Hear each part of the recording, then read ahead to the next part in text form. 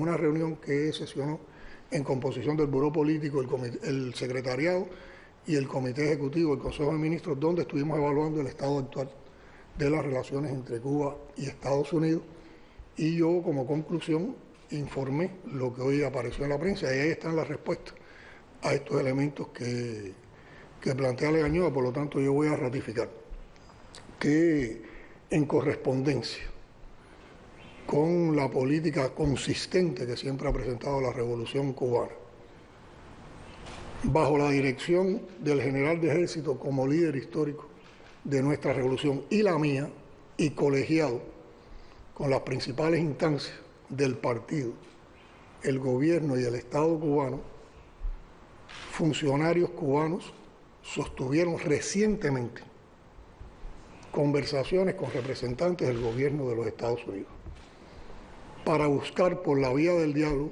la posible solución a las diferencias bilaterales que existen entre nuestras dos naciones. Estos intercambios han sido favorecidos por actores internacionales. Y aquí me quiero detener. Siempre que hemos estado en situaciones tensas en las relaciones con los Estados Unidos, aparecen esfuerzos por buscar canales de diálogo, por buscar conversaciones. No es la primera vez que Cuba entra en una conversación de este tipo. Yo creo que la más reciente, el ejemplo más reciente, fue la manera en que el general de ejército condujo las conversaciones con el presidente Obama en una etapa muy reciente, y todos sabemos los resultados que dieron esas conversaciones. Bueno, ahora también algún grupo de actores internacionales favorecieron el desarrollo de esos intercambios. ¿Cuáles son los propósitos que estamos siguiendo con estas conversaciones, con los propósitos que nos hemos planteado? Bueno, en primer lugar, determinar cuáles son los problemas bilaterales que necesitan solución. En segundo lugar, cuáles serían las vías para solucionar esos problemas. Y en tercer lugar, determinar si hay voluntad para concretar por ambas partes acciones en beneficio de nuestros pueblos. Esto implica encontrar áreas de cooperación con las cuales podamos enfrentar las amenazas y garantizar la seguridad y la paz de ambos países, y además la seguridad y la paz en nuestra región.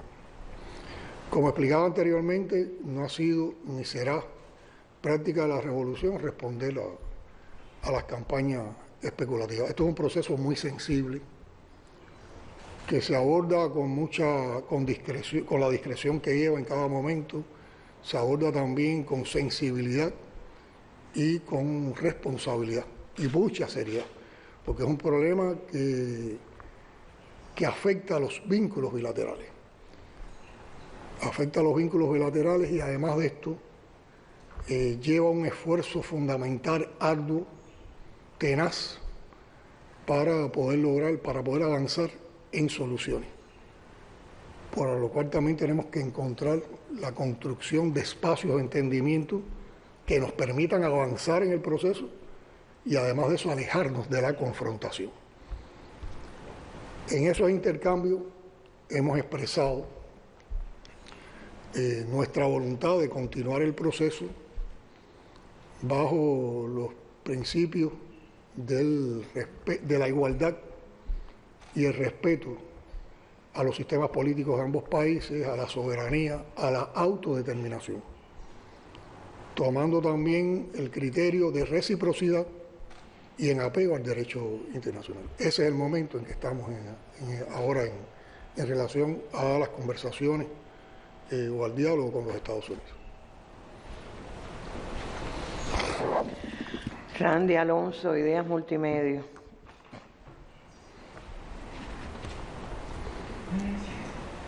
Saludos, presidente.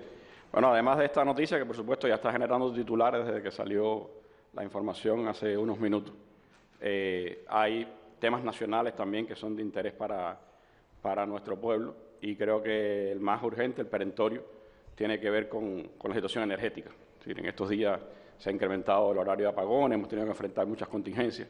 ¿Qué efectos prácticos está teniendo en el país? Usted hablaba hace 3 meses no entra combustible. qué efectos prácticos está teniendo en nuestra economía, en nuestra sociedad, la decisión de Estados Unidos de reforzar el bloqueo energético, cómo se está enfrentando, cuáles son las alternativas propias que tenemos para poder, de alguna manera, atenuar ese crecimiento de los apagones y el efecto práctico en toda la sociedad cubana en este momento. Indudablemente, Landy, yo diría que es el tema que más incomodidad, que más malestar está causando en nuestro pueblo en estos momentos.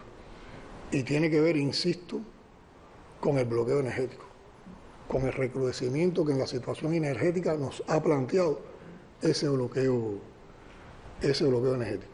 Es una situación para la cual nos veníamos preparando de antemano, y sobre eso explicamos todo un grupo de propuestas, de acciones, de medidas que estamos desarrollando en los momentos actuales. Pero vamos a hablar qué es lo que ha cambiado, por ejemplo, del momento en el que yo expliqué en la comparecencia anterior hasta ahora con relación a esta situación que, como tú bien definías, se ha agravado en las últimas 2 semanas particularmente.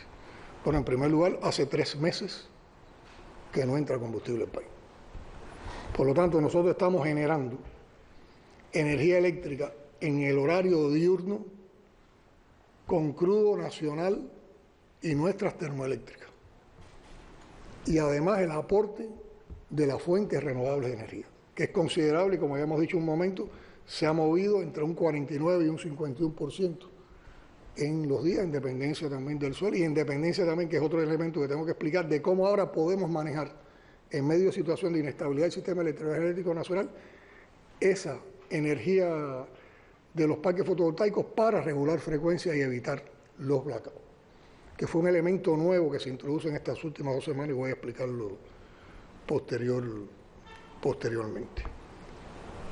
Y por la noche, bueno, y Energas, que forma parte del gas, el uso del gas acompañante de la extracción de nuestro crudo nacional. Y por la noche estamos solo generando con las termoeléctricas y Energas.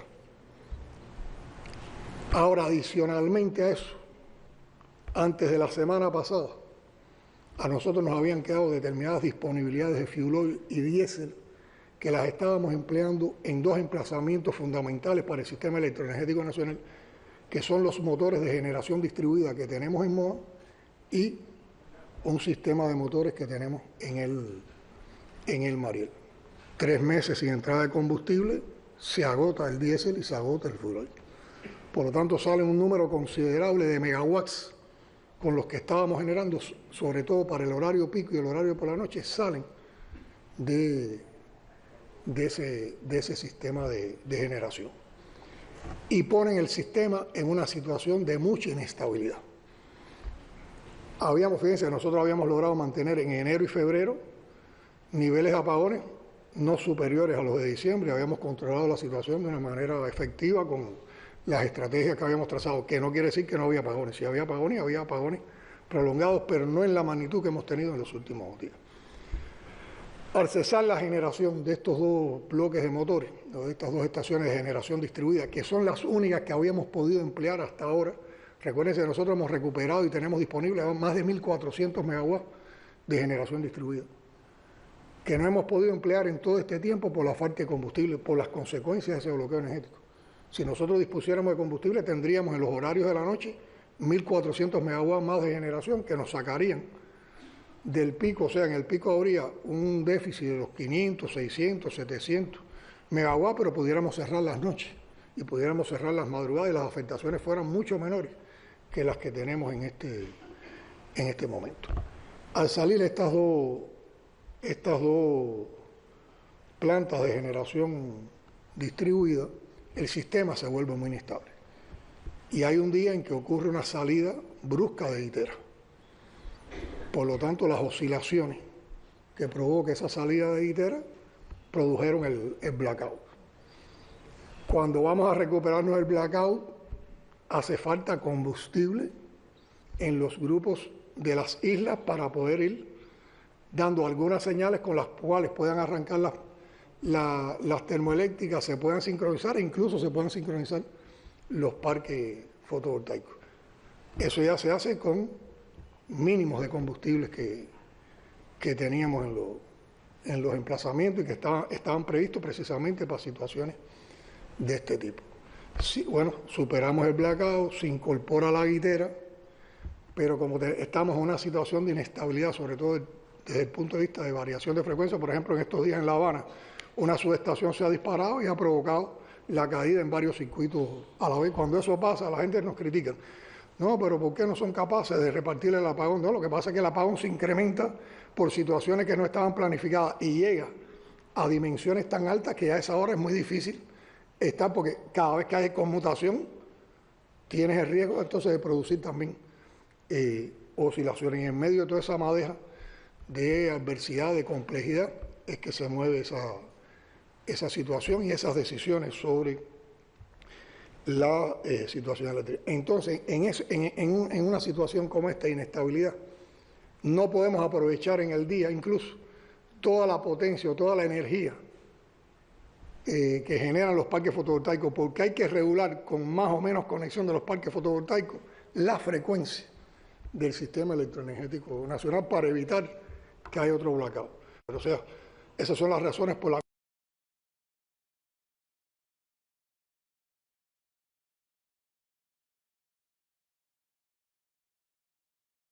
alrededor de esto, bueno, el impacto es tremendo. El impacto, bueno, se manifiesta de manera más brutal en estos temas de energía. Aquí hemos tenido circuitos en municipios, porque el problema no es solo La Habana. En provincia hemos tenido circuitos en poblados, en comunidades con más de 30 horas de apagón.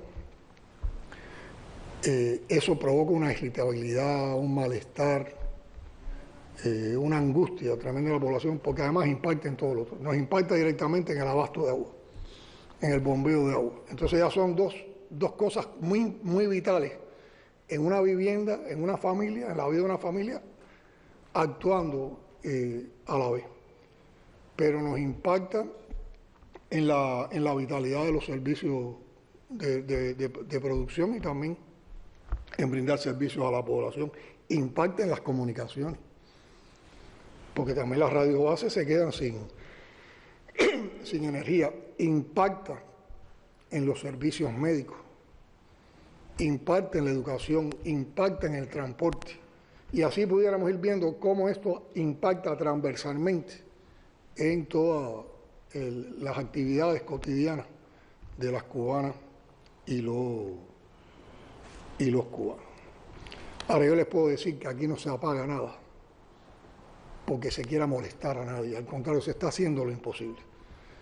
Nadie puede imaginar, yo no soy capaz de describir, y solo lo puedo decir desde el punto de vista de los sentimientos y del respeto, pero yo no tengo palabras para describir el esfuerzo que hacen nuestros trabajadores de la Unión Eléctrica, que son titanes, que además hacen ese esfuerzo, se van por encima de la adversidad, pero tienen el problema en sus casas y en su familia.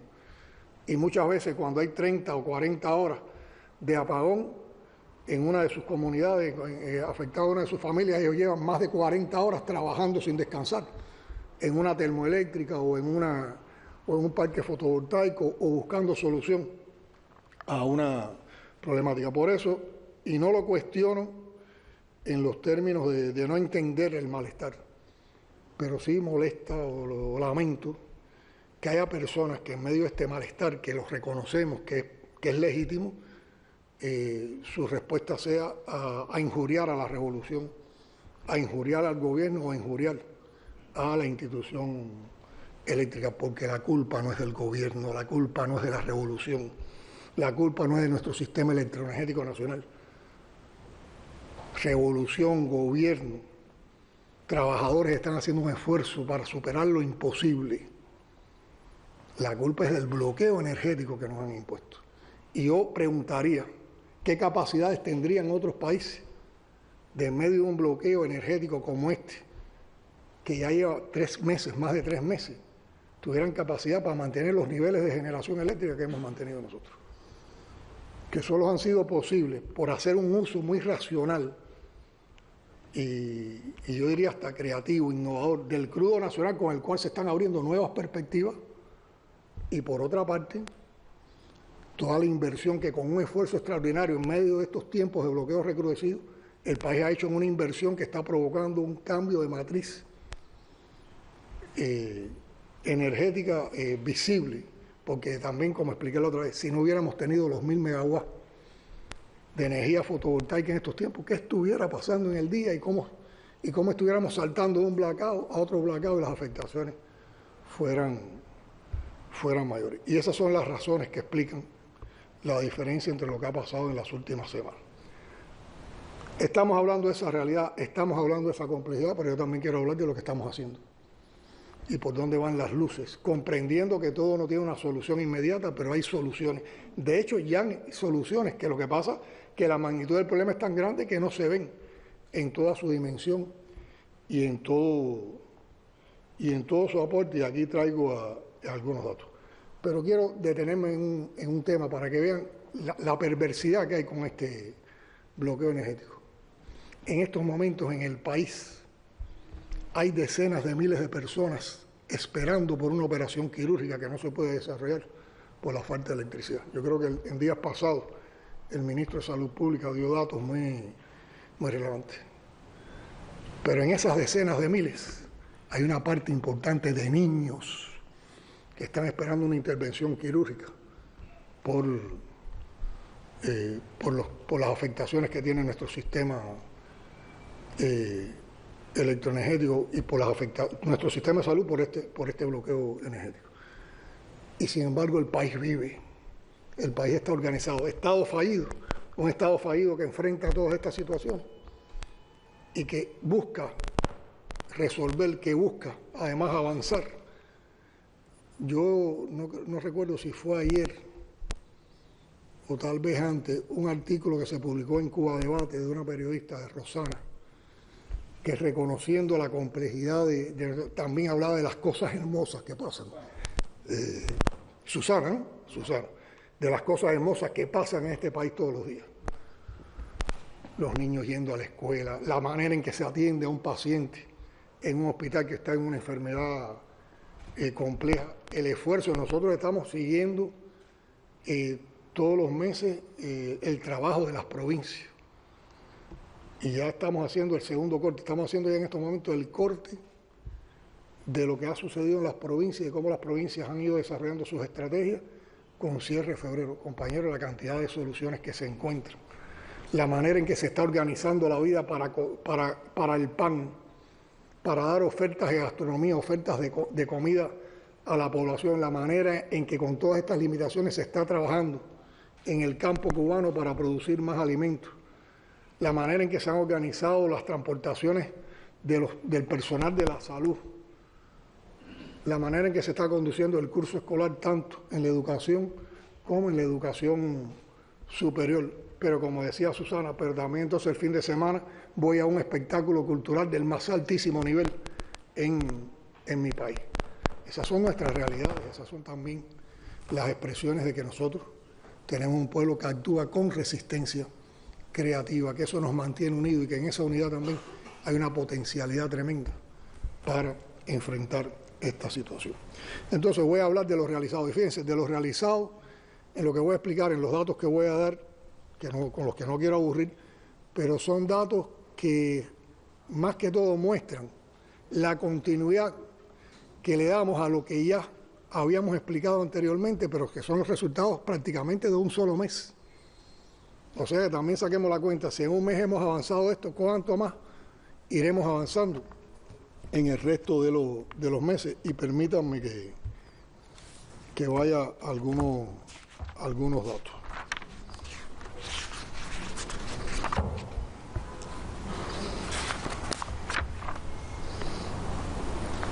Bueno, crece la explotación de nuevos pozos para incrementar la producción nacional de petróleo y de gas acompañante. Y en los 2 primeros meses del año se sobrecumplieron los planes de producción de petróleo y gas acompañante. Y con eso hemos detenido una tendencia que venía ocurriendo en el país de que cerramos el año 2025 disminuyendo e incumpliendo los planes de producción de gas y de petróleo nacional. Esto es muy importante. Recuérdense que uno de los enfoques energéticos que dimos es que tenemos que saber vivir de nuestra fuente, y una de nuestras fuentes es ese crudo nacional y ese gas acompañante. Con el incremento del crudo nacional tendremos más crudo para explotar nuestras termoeléctricas. Y aquí es importante porque como parte de la recuperación de capacidades termoeléctricas, tal vez en el día de hoy o en el fin de semana se incorpora una nueva termoeléctrica, que es la termoeléctrica, una de las unidades de la termoeléctrica de Céspedes de Cienfuegos, que son ciento y tantos megawatts más, pero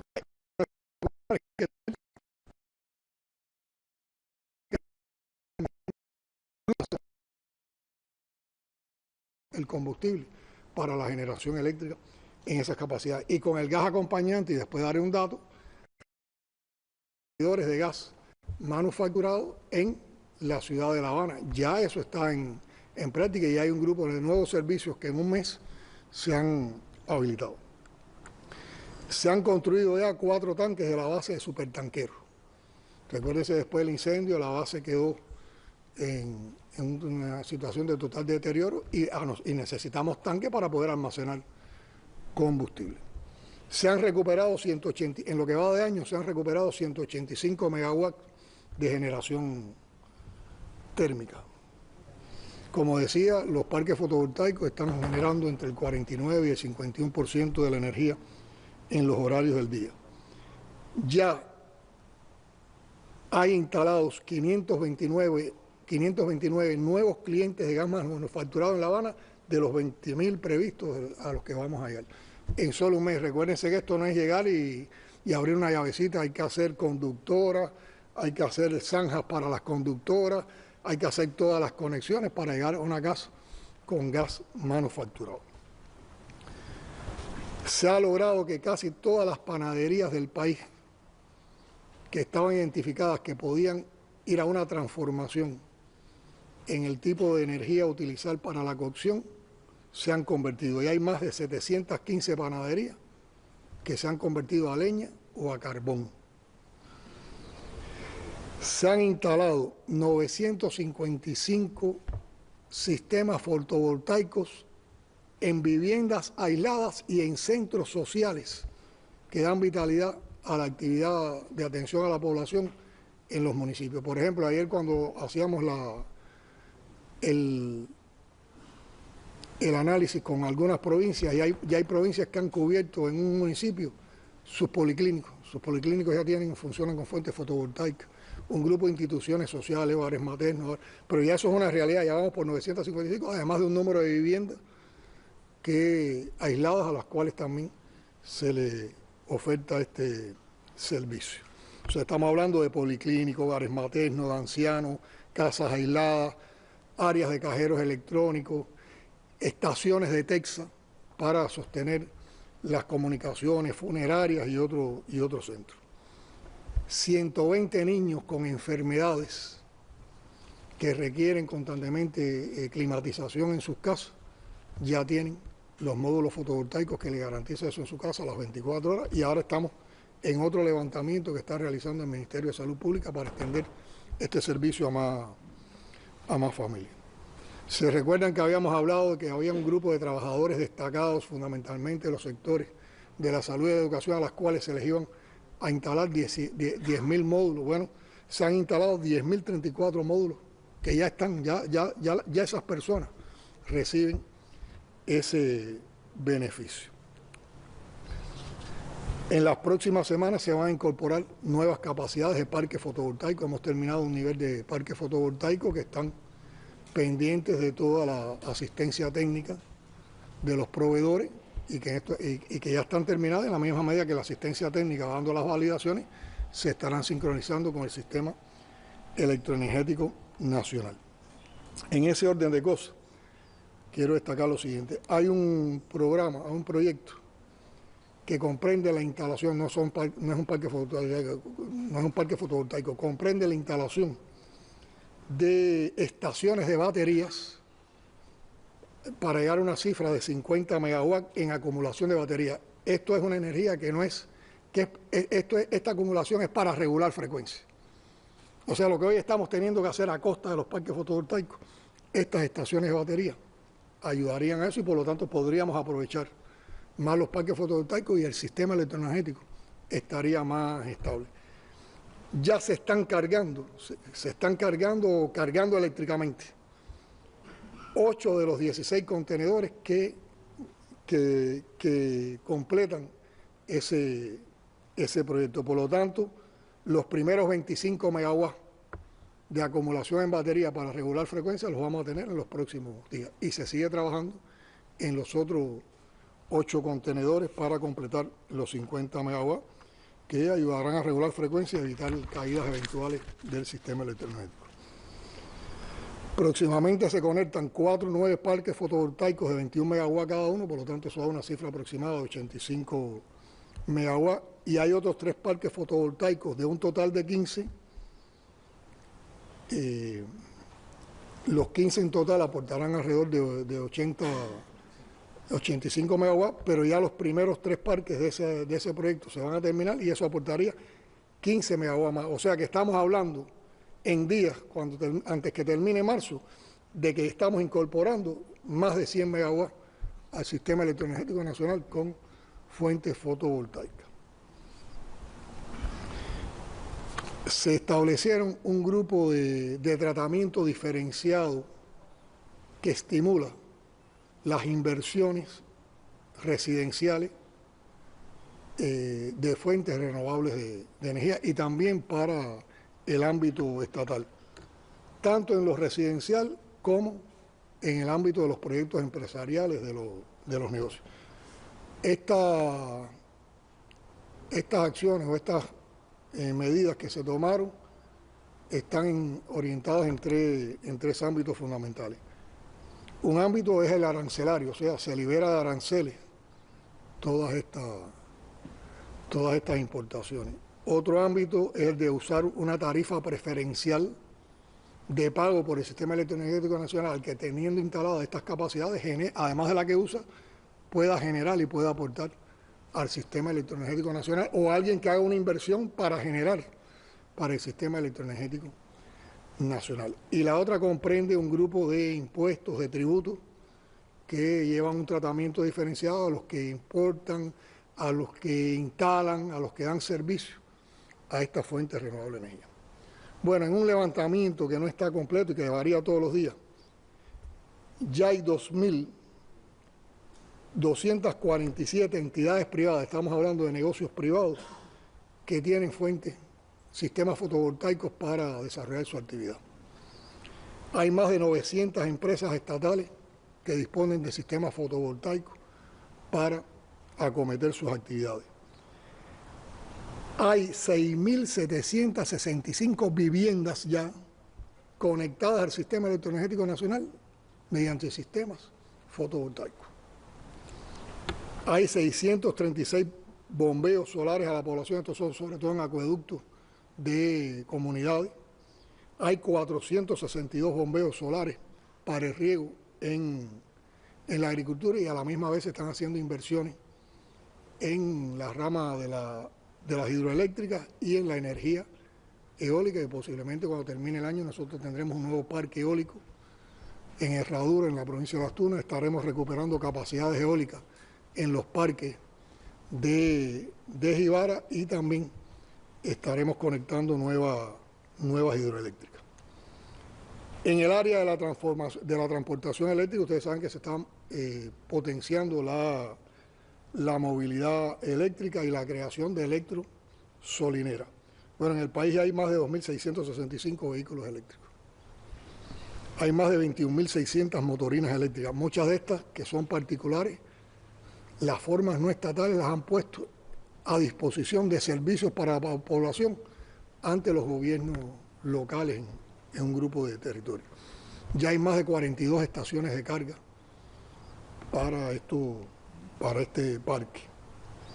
Y lo que estamos planteando es que cada parque automotor que funcione con energía eléctrica no se conecte al sistema electroenergético para cargarse, sino que tenga la posibilidad de ir a una electrosolinera que funciona con energía solar y por lo tanto no es una carga adicional para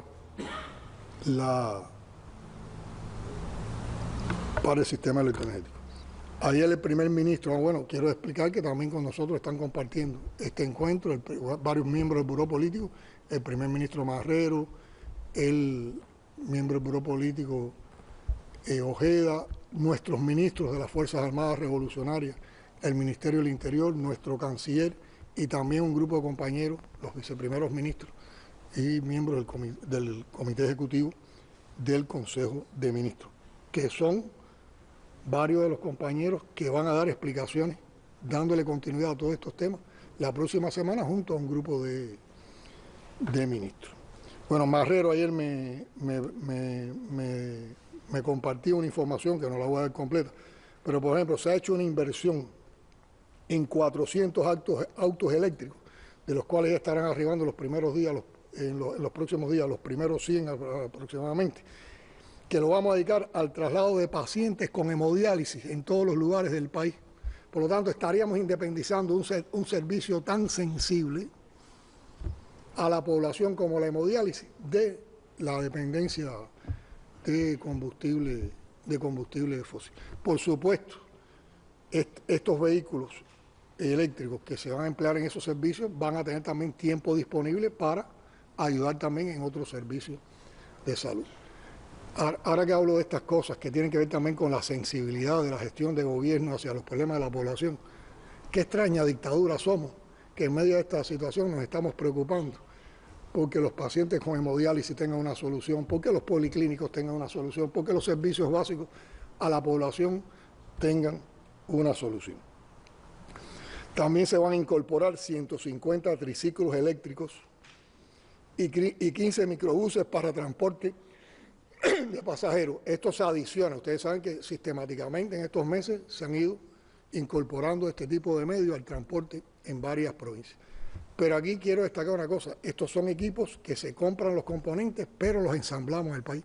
Por lo tanto, es lo que aportamos a los servicios a la población, pero es un desarrollo que va teniendo también nuestra industria. En la medida que avancemos estaremos incorporando más componentes de fabricación nacional y menos de importación, y nos abre nuevas posibilidades. Además hay diseños cubanos, la industria militar está aportando en eso y también el Ministerio de Industria.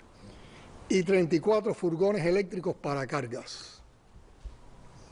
O sea que resumiendo, sin querer atiborrarlo, con más datos, se confirma que estamos trabajando en varios frentes para enfrentar la situación energética, para dar solución al complejo escenario que vimos. Todos demandan inversiones financieras que hay que hacer en medio de la complejidad, por lo tanto también hay que estar evaluando qué entra, dónde lo ponemos, en qué magnitud lo podemos poner, pero todo eso, como he explicado, si hablamos de lo que se ha hecho en un mes, demuestra que se ha emprendido de una manera acelerada y prioritaria. Y aunque la situación es compleja y no se resuelve de golpe, pero se irá solucionando paulatinamente. Y destaco, en ningún momento hemos renunciado a nuestro derecho soberano de tener suministros de petróleo por importación en Cuba, que todavía son necesarios. Todavía con todo esto que estamos montando necesitamos petróleo para que haya más vitalidad en todos los procesos de la vida nacional. Joel García, director del periódico Trabajador. Bueno, buenos días, presidente. Buenos días. Tengo pendiente una visita a tu medio. Sí, estamos ahí esperando. Bueno, la pregunta está relacionada sobre todo al perfil propio del periódico. Usted explicaba toda la situación de la energía, del combustible, pero hay muchos centros, empresas que se han paralizado, algunas incluso han tomado medidas de reducción de personal, y aunque la legislación cubana protege a los trabajadores, la pregunta estaría enfocada a qué más pudieran hacer directivos, empresarios, que no se hace para evitar interrupciones laborales masivas que puedan haber en el futuro a partir de que la situación puede seguir siendo tensa. Yo voy a complementar la respuesta a tu pregunta también, porque es parte de los objetivos editoriales de ustedes. También qué papel tienen que jugar los sindicatos en este momento para apoyar todo eso que tú estás razonando en tu interrogante. Bueno, una vez más volvemos, y es repetitivo, pero eso es nuestra realidad. Volvemos a las afectaciones del bloqueo energético y su impacto en la vida, en un ámbito de la vida de nuestro pueblo, que es el ámbito productivo y el de la oferta de servicios. Se ha reducido la actividad productiva. Sin energía ningún país puede producir en las magnitudes de la normalidad, se reducen también las posibilidades de servicio y todo eso ha implicado hacer ajustes laborales. Si hay cambios de labor, hay determinados niveles de interrupción en los trabajadores, hay reubicaciones laborales y todo eso provoca afectaciones desde el punto de vista laboral y desde el punto de vista salarial a una masa importante de nuestros trabajadores, de nuestra familia. Un principio que tenemos que compartir todos, desde la gestión del gobierno, desde la actividad política del partido, de la actividad sindical y de la actividad administrativa, es que buscamos ante todo, defendemos la protección laboral y la protección salarial de nuestros trabajadores. Y yo sigo insistiendo, lo he compartido con los compañeros del movimiento obrero, también con los compañeros de la dirección del partido del gobierno, con las provincias, insistir en que más que ir a la interrupción, tratemos de adaptarnos y busquemos la reubicación laboral o el cambio de labor, porque hay mucho que hacer. Y por ejemplo, hay mucho que hacer en las comunidades, hay mucho trabajo que hacer en las comunidades. Y en las propias comunidades hay procesos que son necesarios atender, que son necesarios que vayan a otro nivel de soluciones, que teniendo esa masa de trabajadores hoy, no tanto en el escenario laboral normal que son sus fábricas, sus entidades, sino más tiempo en las comunidades, con ellos podríamos organizar proyectos comunitarios o avanzar en los que ya existen. Podemos potenciar el sistema productivo local, sobre todo la producción de alimentos a nivel de las comunidades, la atención a los vulnerables, la recogida de desechos sólidos, proyectos creativos en función de la población con la cantidad de personal profesional que tiene preparación, digamos, pedagógica, metodológica por sus conocimientos, que pueda apoyar a los procesos educativos que hoy están centrados en la comunidad, en el municipio, en los centros municipales de la educación superior. Es mucho lo que podemos hacer. Y es mejor que todos, aunque nos tengamos que reubicar, aunque tengamos que cambiar de labor, estemos aportando, no nos desmovilicemos, no estemos esperando que otros hagan lo que nosotros podemos hacer y estemos aportando. Nuestra legislación laboral comprende un grupo de tratamientos especiales. Por ejemplo, en el caso de las unidades presupuestadas, durante el primer mes, para quien ha quedado sin reubicación laboral, se le paga el 100% del salario y a partir de ese mes se paga el 60%, eso lo asume a partir de la aprobación del Consejo de Ministros por solicitud, por análisis del Ministerio de Trabajo y Seguridad Social, pero son trámites que se hacen en corto tiempo, lo asume el presupuesto del Estado. Y eso es una protección que se da y que lo pueden utilizar todas las entidades presupuestadas. Pero en el ámbito empresarial tenemos tres fuentes que pueden ayudar en esto, que no creo que siempre se utilizan, tal vez no sean de total dominio y sin embargo fueron fuentes que utilizamos en la COVID. Una de ellas son las reservas para contingencia que crean las empresas, se puede utilizar en estos casos. El otro es las reservas no utilizadas, que son reservas que crean las entidades empresariales a partir de sus utilidades, una cosa que ellos han generado con sus utilidades que también puede ser empleada para esto. Y el tercer fondo son los fondos de compensación que existen en estas empresas. Yo creo que si articulamos lo que puede aportar el presupuesto y articulamos también estas tres modalidades que tienen las empresas, podemos entonces lograr un justo, un adecuado tratamiento laboral y salarial a los trabajadores en las condiciones en que están. Y entonces yo diría, con ese mismo sentido de que la gente hoy están, que nuestro pueblo, que nuestros trabajadores, están más tiempo en otros escenarios de labor que no son los tradicionales, el sindicato tiene que actualizarse en su función. El sindicato hoy tiene que estar más que en la fábrica, en esos espacios donde están reubicados sus trabajadores. El sindicato tiene que estar atendiendo y defendiendo ese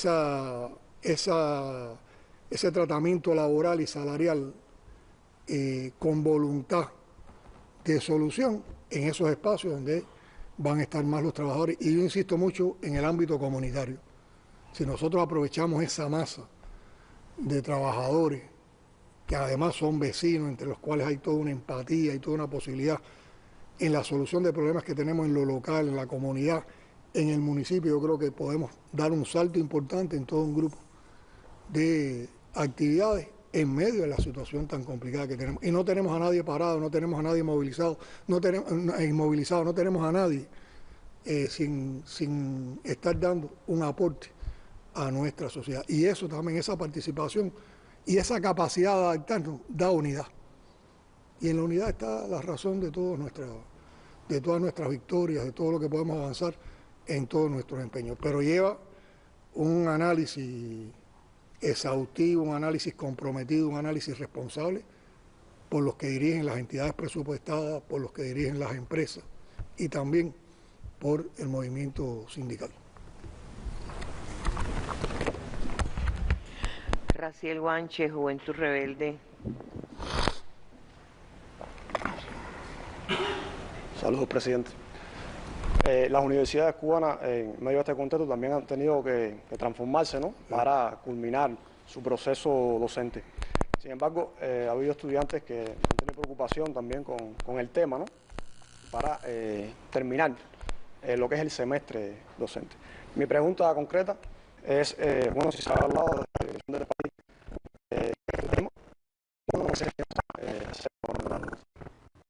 es algo que está muy presente en estos días en las redes sociales.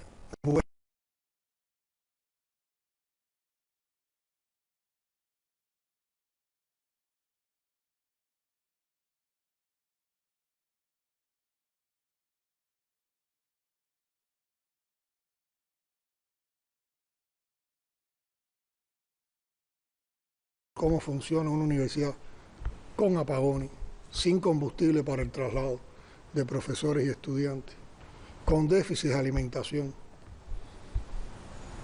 sin poder desplegar todas las potencialidades que en los procesos de aprendizaje, enseñanza-aprendizaje, nos proporciona el uso de las tecnologías de la información. Todo eso lo afecta a este bloqueo energético. Ahora, ¿qué vamos a hacer? Rendirnos, parar el curso escolar, no dar alternativas, no dar soluciones. Bueno, yo creo que de manera muy creativa, tanto el Ministerio de Educación como el Ministerio de Educación Superior tomaron un grupo de medidas cuando el primer ministro Marrero convocó al gobierno a un grupo de acciones para enfrentar en un primer mes todas las limitaciones que íbamos a tener con los déficits de combustible, y hubo que reorientar el diseño curricular de la actividad educacional, tanto en la educación general como en la educación superior. En el caso de la educación superior se fue también a variantes de semipresencialidad que no son nuevas, porque incluso nosotros tenemos cursos que en tiempos normales, como son los cursos para trabajadores, trabajan en condiciones de semipresencialidad. Yo diría que lo creativo del uso de esta semipresencialidad es que se volcó a un escenario comunitario, y lo empato con la respuesta con relación a los obreros. ¿Cómo en el escenario comunitario podemos trabajar también desde el punto de vista educacional? Y aquí también tiene que ver mucho cómo se insertan los estudiantes en la comunidad, cómo se continúa el curso desde la comunidad, que eso no es solo el papel de los estudiantes. Y también el sacrificio, el esfuerzo del estudiante tiene que ver mucho también con los profesores, porque los profesores entonces tienen que ir más a la comunidad, tienen que atender de manera más directa al estudiante, que se transforma en la relación profesor-estudiante que hay en un aula con un escenario que es el escenario comunitario, que es el de los centros de producción de la comunidad, que es el CUM, el Centro Universitario Municipal, o que son las aulas o las instalaciones que en la comunidad se ponen a disposición de los estudiantes. Y en ese sentido se ha trabajado. Llevamos un mes en esa situación. Todo no ha salido bien. Hay lugares donde ha funcionado mejor y hay lugares donde han existido lagunas, no ha habido toda la atención directa y eficiente, y ha provocado preocupaciones en profesores, en estudiantes y en familias cubanas, también en el ámbito de los profesores y en el ámbito de los estudiantes. ¿Y qué se ha hecho? Discutir, evaluar, dialogar, atender preocupaciones, atender quejas, atender insatisfacciones y oír propuestas, escuchar propuestas que están haciendo tanto profesores como estudiantes, como también familiares. A insistir más en buscar qué potencialidades hay en cada comunidad, todas las comunidades no son iguales, en cada comunidad, en cada municipio, para poder apoyar estos procesos de reorganización. Y en virtud de eso, tanto en el Ministerio de Educación como en el Ministerio de Educación Superior, se han actualizado las medidas, las acciones que está encabezando el gobierno en el país. Y la próxima semana, para dar más detalles, para yo no entrar en los detalles organizativos, para entrar en más detalles sobre estas transformaciones y todo lo que se ha planteado rectificar a partir de la discusión y el debate que ha existido, lo van a informar la ministra de Educación y el ministro de Educación Superior en próximas comparecencias la semana que viene. Ahora, quiero garantizar, y más un día de una fecha tan histórica en Cuba, como hoy 13 de marzo, y lo que significa para el movimiento estudiantil cubano, para el movimiento universitario, que en aquella fecha, en medio de una dictadura, creció apoyando el movimiento 26 de julio y poniéndose al lado de las causas del pueblo cubano, y heroicamente lo que hizo la Federación Estudiantil Universitaria, el directorio estudiantil. Creo que confirmar esto en un momento como este significa que para la revolución cubana y en nuestro proceso de construcción socialista, la educación y la educación superior son prioridades y las vamos a seguir manteniendo como una prioridad. Y estos son momentos temporales que nos imponen el cerco energético, pero en cuanto haya condiciones para superar esta situación, volvemos a la presencialidad, volvemos a las aulas, volvemos a desarrollar los procesos con toda la experiencia educativa, que además es referente para América Latina y Caribe, para el mundo, de nuestro sistema educacional y de nuestro sistema de educación superior. Valia Martínez, Cubavisión Internacional.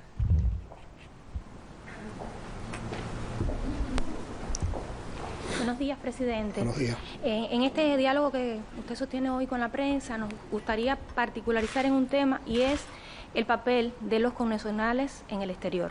Y yo creo que en este complejo escenario también han jugado un papel relevante. Mi pregunta concreta sería ¿qué papel reconoce el gobierno cubano en esta comunidad, tanto en el apoyo económico a sus familias, como en la defensa de una visión más objetiva sobre Cuba, frente a campañas mediáticas y políticas que buscan aislar el país? Gracias. Interesante pregunta. Yo recuerdo que en la comparecencia anterior, cuando hablamos de las transformaciones que es necesario impulsar ahora en nuestro modelo económico y social, planteamos este campo, este ámbito, el de la relación con los cubanos residentes en el exterior, como una de las más importantes y de las más decisivas que tenemos que hacer. Bueno, hay que decir, hay que explicar esto desde los elementos de actualidad. Indudablemente, la cifra de cubanos residentes en el exterior o que prolongan su estancia en el exterior en estos momentos ha sido creciente, es numeroso. Y por lo tanto es nuestra responsabilidad como gobierno acogerlos, escucharlos, atenderlos y propiciarles que tengan un espacio de participación en el desarrollo económico y social de nuestro país, a partir de su disposición de hacerlo, de su disposición a participar, a partir de sus posibilidades de participación. ¿Qué distingue a la mayor parte de esta comunidad de cubanos que residen en el exterior o que durante un tiempo radican en el exterior? Bueno, muchos de ellos son profesionales o técnicos, son un componente fundamental de la fuerza de trabajo calificada que ha formado la revolución con nuestro sistema educacional. Son personas que mantienen su arraigo cultural, su identidad con la cultura y con la nación cubana. Son personas que mantienen una relación con la patria en momentos difíciles como estos que estamos viviendo y en otros. De ellos ha llegado expresión solidaria, expresión de apoyo, expresión de denuncia ante las presiones, ante las políticas que tratan de condenar a nuestro pueblo. Y el vínculo con esos cubanos residentes en el exterior no es nuevo. Recuérdense que Fidel, el comandante en jefe, en el año 78 inició un proceso de diálogo con la comunidad cubana residente en el exterior. Yo tengo lo he dicho en otras oportunidades, lo dije en el último encuentro en que participamos con la comunidad cubana en el exterior, que fue hace 2 años más o menos, aquí en La Habana, que yo siempre guardo en mi memoria de joven aquel encuentro de Fidel con los maceitos, con la brigada Antonio Maceo cuando vino a Cuba, que está reflejado en un documental hermosísimo, donde hay varios momentos de dirigentes de la revolución reunidos con ellos, pero está ese último encuentro de Fidel con ellos cuando ya van a salir a tomar el avión y Fidel les dice: con ustedes la patria ha crecido. Y a eso se remonta esa voluntad de vínculo y de diálogo y de participación con esa comunidad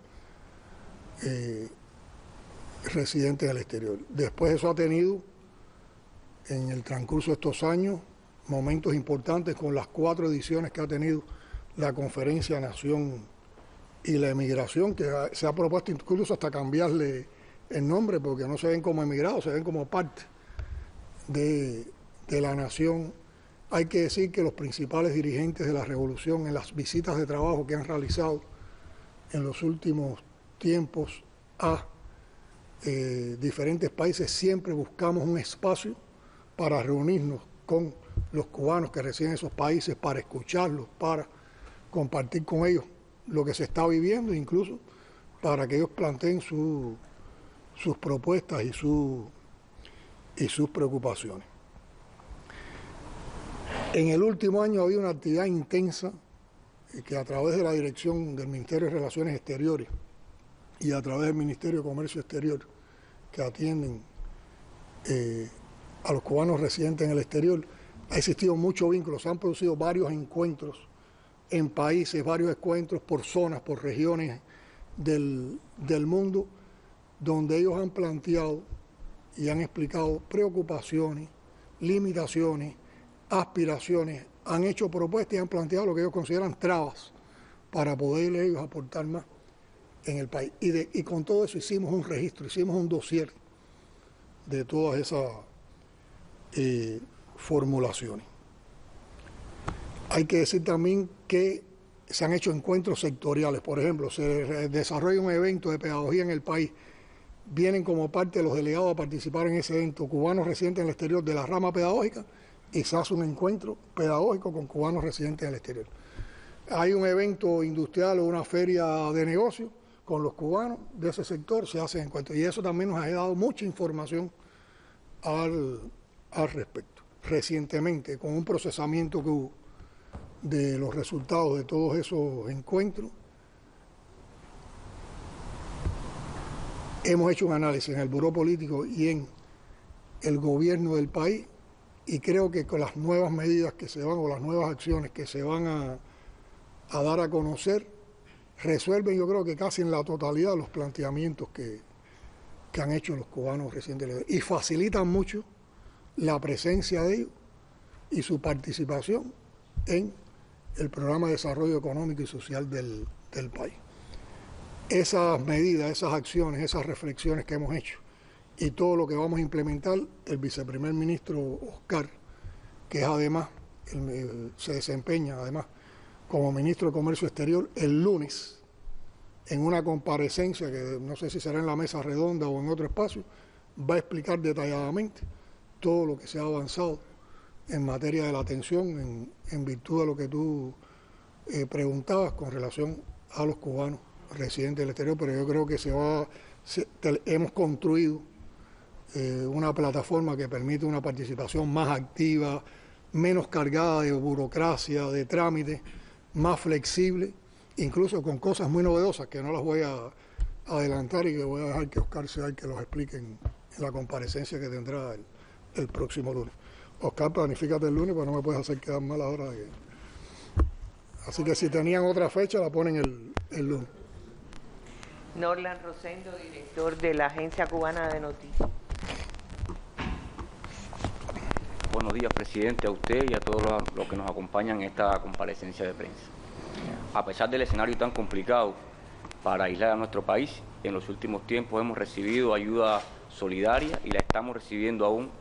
Y quisiéramos saber cuál es la estrategia del gobierno cubano para distribuir esos recursos y los mecanismos de control para asegurar que lleguen a los destinos previstos.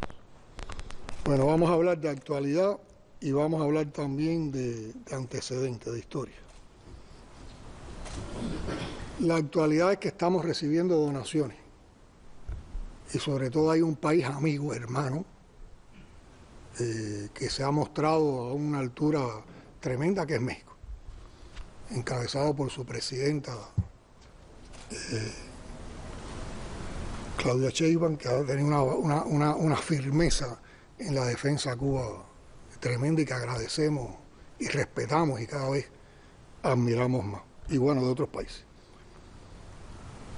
Y también como un elemento de actualidad es que alrededor de eso se molestan fuerzas de derecha y comienza la intoxicación mediática alrededor del uso y el destino de las donaciones, sobre todo en medios de derecha, y tratan entonces de articular con un supuesto mal manejo por parte de Cuba, también de atacar a los gobiernos, a los países que nos ayudan de esta manera. La ética de la revolución es tan grande y hay una experiencia que demuestra una ética indestructible en cómo se asumen las donaciones, en cómo se distribuyen, que aplasta cualquier campaña de intoxicación mediática. No hay campaña de intoxicación mediática que pueda contra esa ética. Se estalla contra esa ética.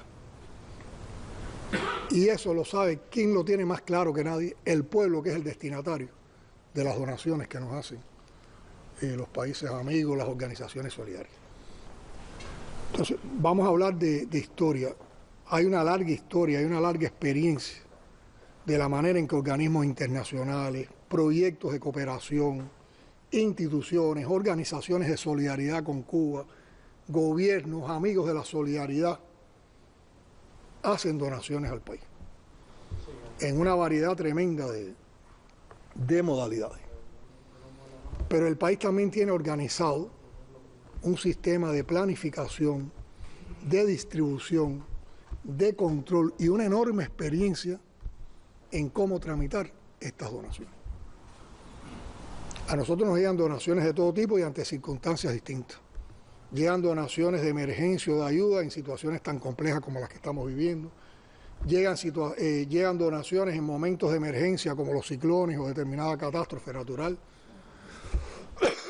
Llegan donaciones por voluntad de amigos de la solidaridad que quieren ayudar en determinado, por el compromiso que hacen cuando vienen y visitan Cuba y ven que en un sector o en un centro de salud o en una escuela falta algo y lo quieren donar.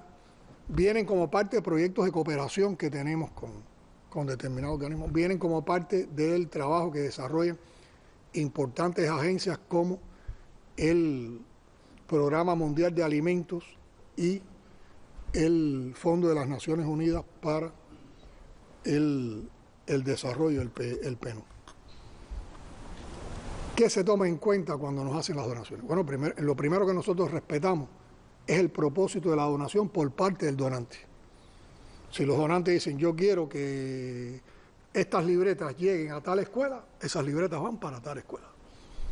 Si el donante donó un equipo de bombeo de agua solar para una comunidad, eso va para esa comunidad.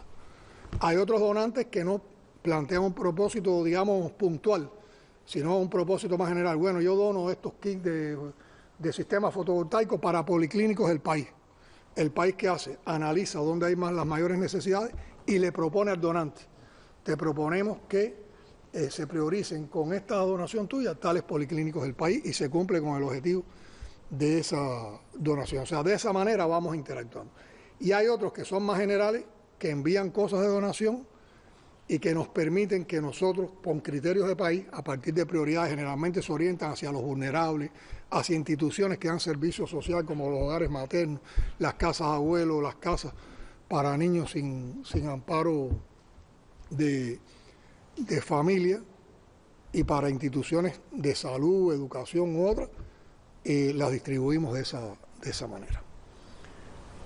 Lo que se da para la población, por ejemplo, en alimentos, nunca se ha cobrado. Se da de manera gratuita y muchas veces ha formado parte de lo que hemos entregado por la canasta en esos meses en un lugar, pero sin cobrarla porque es una donación. O sea que el país no le saca ningún provecho económico, o sea, el provecho es social porque nos ayuda, pero no se le hace nada lucrativo a la donación. Se anuncia con enorme transparencia hacia dónde van las donaciones. Si es un alimento, se anota en la libreta de abastecimiento. Hay una constancia a nivel familiar de que se le dio tanto en una donación. Está en el registro de consumidores por el MinSIN. Los trabajadores sociales participan activamente en la entrega de donaciones en las comunidades. Y hay todo un sistema de auditorías, desde la Fiscalía, la Contraloría, los propios sistemas de control interno de las instituciones que están implicadas en la donación, para que haya total transparencia y total limpieza y ninguna duda con esas donaciones. Y díganme qué caso de desvío de donaciones, de qué caso de desvío de donaciones se puede hablar en Cuba. Busquen en la historia de todo este momento de qué podemos hablar. ¿Quién puede argumentar un desvío? ¿Quién puede argumentar una actitud corrupta ante una donación a nivel de Estado o a nivel de gobierno? Pero digo más, las instituciones, muchas de esas instituciones que participan con nosotros, como la Cruz Roja, el PNUD y el PMA, tienen representantes en Cuba, y esos representantes, que además son muy activos, que comprenden mucho la situación del pueblo cubano, constantemente visitan los lugares hacia donde son dirigidos y comprueban en el terreno el destino de esas donaciones. Y siempre han mostrado mucha satisfacción por la seriedad con que se trabaja en ese sentido. Y también las embajadas, las representaciones de otros países con las embajadas, cuando ahí vienen donaciones por determinados proyectos gubernamentales, determinados proyectos institucionales, las embajadas también visitan los lugares y observan en situ y se les da toda la información referente a esas donaciones. Incluso siempre alentamos que cuando hay una visita de alguien de un país que tiene que ver con alguna de las donaciones, se les propone dentro del programa de visita que visite el lugar para el cual hubo una donación con la que él puede estar implicado, de la cual él puede llevar una información. O sea que hay una limpieza y una transparencia total. En este caso, que fue más reciente y que por la televisión, por los medios de prensa se estaba dando, incluso puntualmente a nivel de bodega, lo que llegó para las familias cubanas por parte de la Ayuda Generosa de México, la Embajada de México ha estado también visitando los lugares y ha formado parte de toda la comprobación del destino que han tenido esa. Tomaron la foto de un producto mexicano. Nosotros tenemos una relación comercial con México también, que no es solo de donaciones. Y hay entidades nuestras que han importado determinados productos a México y que se venden en otro tipo de cosas que no tienen que ver nada con la donación. Pero enseguida, por eso es intoxicación, porque es basada en la mentira, en la calumnia y buscando, como se dice, la quinta pata del gato, para desacreditar, para molestar, para desunir, para confundir. Pero se los digo, la ética con que trabaja la Revolución Cubana, con que trabaja nuestro gobierno, esas donaciones, es muy dura y contiene cualquier intento de intoxicación mediática. Lady María Labrador de Granma.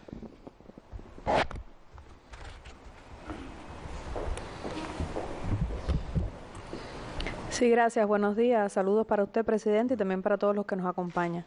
Bueno, hace unos días atrás se dio a conocer en el país un hecho que realmente llamó la atención, no solo a lo interno, sino también fuera de nuestra frontera, que fue el intento de infiltración terrorista que aconteció acá en nuestro territorio. Un tema que también, como usted ha comentado, fue objeto de toda una campaña de intoxicación y demás, pero que bueno, oportunamente se dieron a conocer todos los elementos. Nos gustaría que usted comentara un poco en qué punto están hoy las investigaciones sobre este hecho y bueno, sería interesante saber también si existe una colaboración entre Cuba y Estados Unidos para esclarecer este tipo de hechos. Te voy a contestar y también te voy a dar una visión personal que tiene que ver también con los sentimientos y los valores de nuestros combatientes. Bueno, el hecho en sí es tal como se ha reflejado, una infiltración armada con fines terroristas, una infiltración financiada y organizada desde territorio de los Estados Unidos. Como se presentó en la denuncia en la televisión, venían fuertemente armados, por lo tanto eso demuestra sus intenciones y rompe la falacia con que algunos personeros de la derecha contrarrevolucionaria cubana en los Estados Unidos quisieron decir que venían a buscar familias. Primero, con la cantidad de armamento y equipamiento que traían, no cabía ninguna familia en la embarcación. Y segundo, hay que venir a buscar a Cuba familias armadas, con explosivos, con fusiles de asalto, con todo el equipamiento militar que vinieron. Se creen que somos tontos, se creen que somos bobos, se creen que se puede confundir un pueblo entero con tanta mentira y tanta artimaña. Y sus intenciones eran asaltar unidades militares y centros sociales, para crear confusión, para crear malestar, para sembrar miedo. Y es un intento de agresión. Se ha establecido un proceso penal con todas las garantías del debido proceso. Para los detenidos han tenido la posibilidad de fueron de inmediato informados los familiares y los familiares han tenido todos los contactos con ellos. Para los heridos han tenido toda la atención médica, han agradecido la atención médica y además de eso los familiares han podido interactuar con ellos. Para los fallecidos también se les comunicó oportunamente a los familiares reconocieron los cadáveres y han estado implicados en todos los trámites que tienen que ver con el tratamiento de esos cadáveres. Hay solo un trámite que por un problema familiar no se ha ejecutado de disposición familiar. Pero muy importante, en las investigaciones todos han reconocido su participación, todos han reconocido que dispararon y fueron ellos los primeros que dispararon contra nuestra embarcación de guardacosta, el Servicio de Guardafrontera. Han aportado detalles muy interesantes que se verán dando a conocer en la misma medida que sigan avanzando las investigaciones, de quién los reclutó, quién los preparó, quién los organizó, dónde hicieron su entrenamiento, quién los financió. Y han dado los nombres de las personas, de los lugares, de las intenciones, de lo que le propusieron, de lo que se pretendía.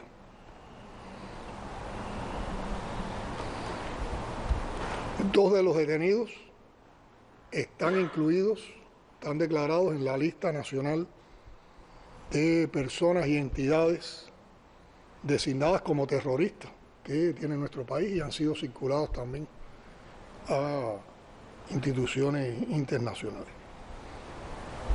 Y por supuesto, oportunamente se le brindó información de esto a las contrapartes de Estados Unidos.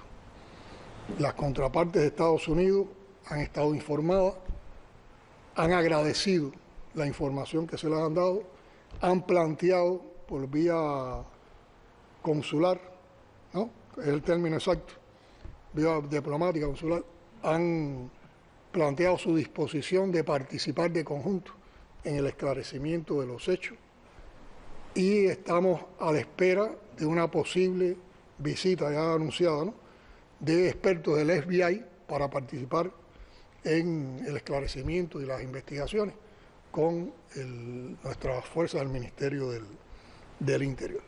Por lo tanto, sí hay una información y hay una cooperación con las contrapartes norteamericanas y estamos a la espera de una visita de un grupo de expertos del FBI para seguir avanzando en esta investigación. A los 2 días de producirse la infiltración, junto con el ministro del Interior, compañero Lázaro, visitamos en la institución de salud donde se está atendiendo al comandante de la nave cubana. Un hombre joven, formado por nuestra revolución en los órganos del Ministerio del Interior, con una larga trayectoria en las tropas guardafronteras. Lo conocí anteriormente porque es de Villa Clara, es de Corralillo. Nosotros no quisimos ir desde el primer momento, ni hicimos público ese encuentro, porque estábamos visitando por solidaridad, por compañerismo, por apoyo a un combatiente que estaba herido. No queríamos molestar ni hacer de eso algo mediático. Y vamos a visitar a una persona herida por la metralla de un invasor que venían dispuestos a matar. Compañeros, ese hombre, su familia, su madre, su esposa, son de una familia muy humilde. Su mamá es médico, ¿no?, doctora, su esposa es maestra.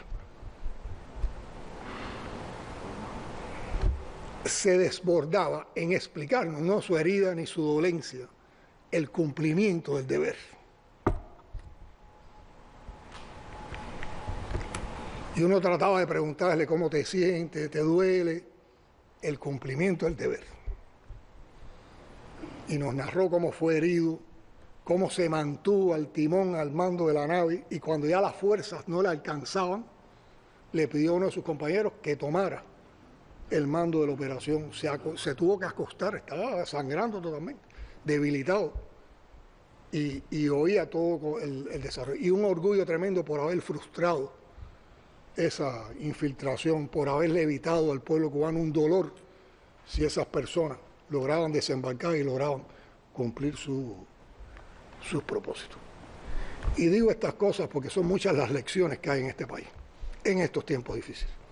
La de nuestros 32 compañeros caídos en combate en Venezuela. La de estos 5 combatientes del Ministerio del Interior de las tropas guardafronteras que contuvieron una infiltración que los duplicaba en personas, para no hablar de lo que de manera multiplicaba su armamento. Y del orgullo de este oficial cubano por el cumplimiento del deber y su compromiso con el pueblo, su valor, su honestidad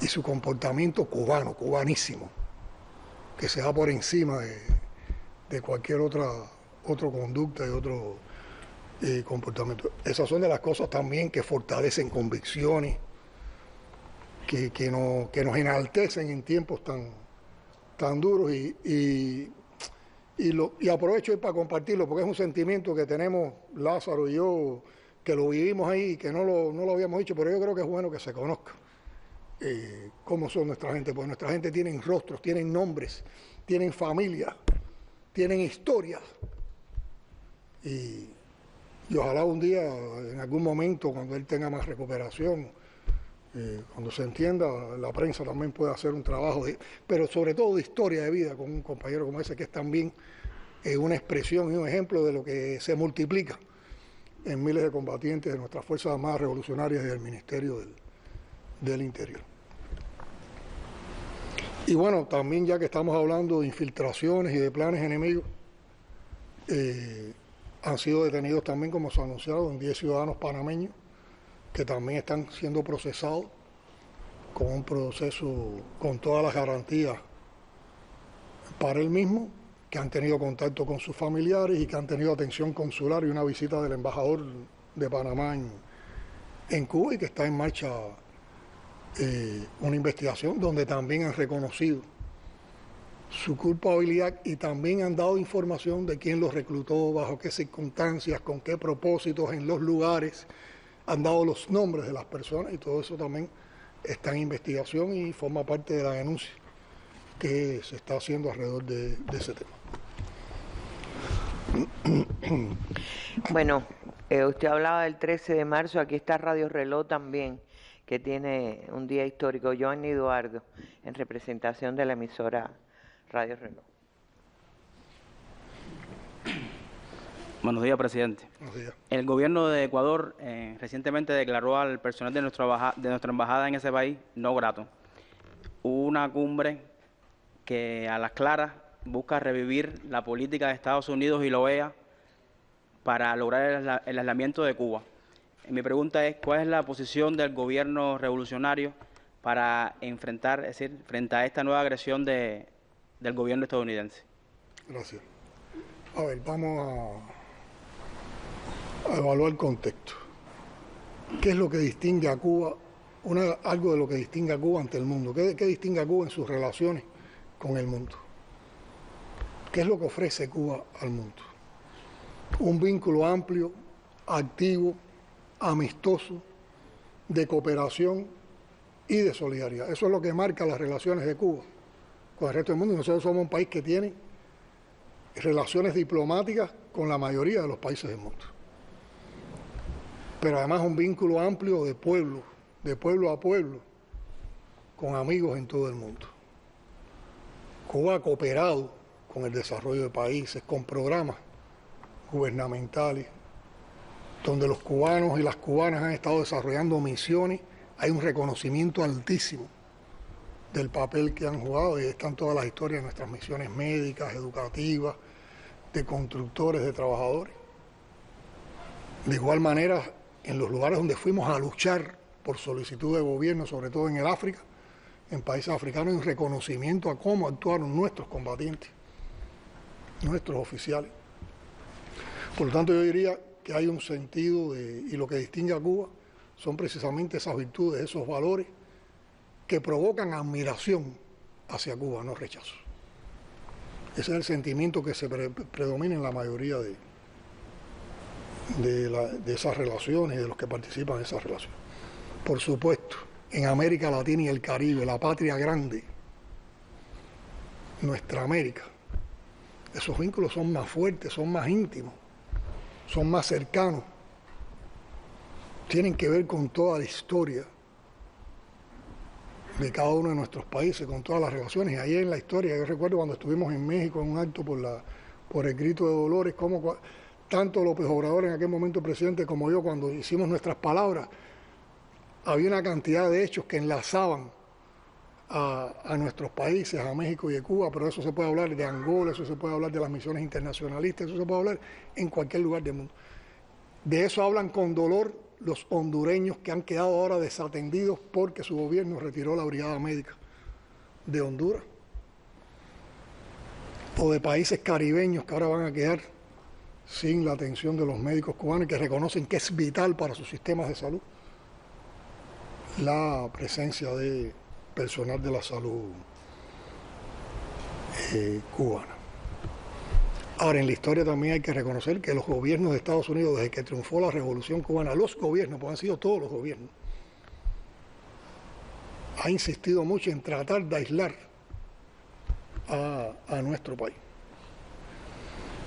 Y recordemos los primeros años de la Revolución, la enorme campaña que hubo. Recuérdense los sucesos de la OEA y recuérdense cómo México mantuvo con dignidad las relaciones con nuestro país. Parece que la historia se repite. Se vuelve a tejer una campaña de aislamiento de Cuba y hay quienes no se doblegan, y vuelve el México solidario y hermano a estar al lado de Cuba. Y otro elemento que es de valorativo. No es lo mismo las relaciones entre gobiernos que las relaciones entre pueblos. Puede haber un gobierno como este que se menciona en la interrogante, que sucumbe ante las presiones que le hace otro gobierno y que por tener un gesto, que es un gesto de lacayismo, no sé si la palabra es correcta, la expulsión de la misión diplomática, sin ninguna justificación, sin ningún argumento, violando todo el derecho internacional, las convenciones de Viena y todas estas cosas. Pero la amistad entre el pueblo cubano y el pueblo ecuatoriano es histórica y es indestructible, como es indestructible la relación entre el pueblo cubano y los pueblos de América Latina y el Caribe. Y esa no la puede destruir la decisión de ningún gobierno. Y los pueblos saben de qué lado está la razón. Por lo tanto, va a seguir existiendo una relación entrañable entre los ecuatorianos y los cubanos, y más temprano que tarde, esas relaciones se recomponen.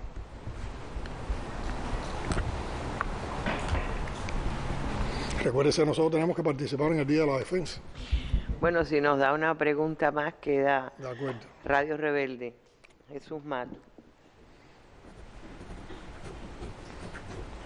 Muy buenos días, presidente. En la jornada de ayer, el Ministerio de Relaciones Exteriores publicaba una nota que decía: en el espíritu de buena voluntad, de estrechas y fluidas relaciones entre el Estado cubano y el Vaticano, el Gobierno de Cuba ha decidido liberar en los próximos días a 51 personas sancionadas a privación de libertad. ¿Qué nos puede comentar al respecto? Sabemos que se trata de una práctica habitual en nuestro sistema de justicia penal. Debía contestarle a Bruno. Es una práctica soberana, nadie nos las impone, la decidimos nosotros soberanamente, no es única, la hemos hecho en otros momentos. Incluso en la nota se dan datos de momentos en que hemos acudido a esa práctica.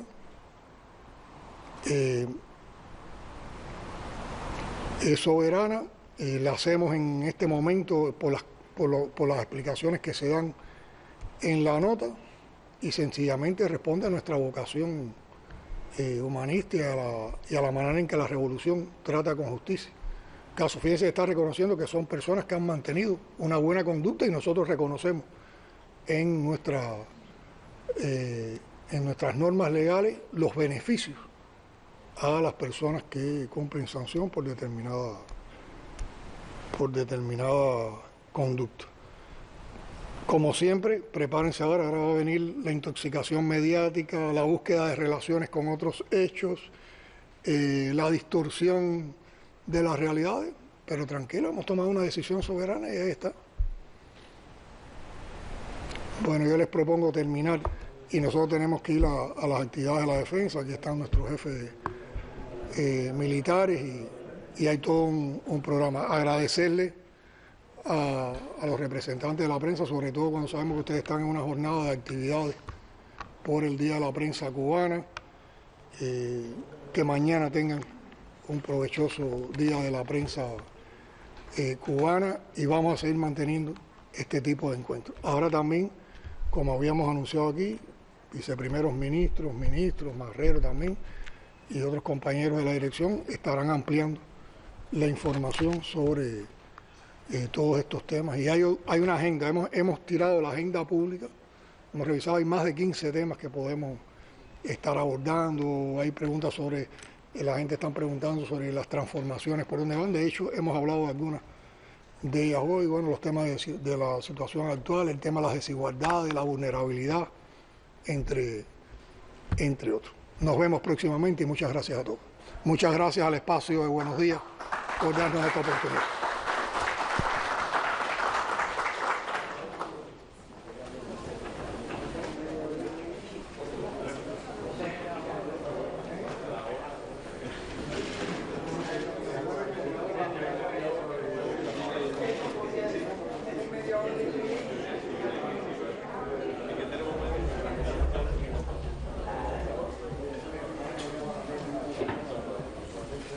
Bueno, seguimos, señor.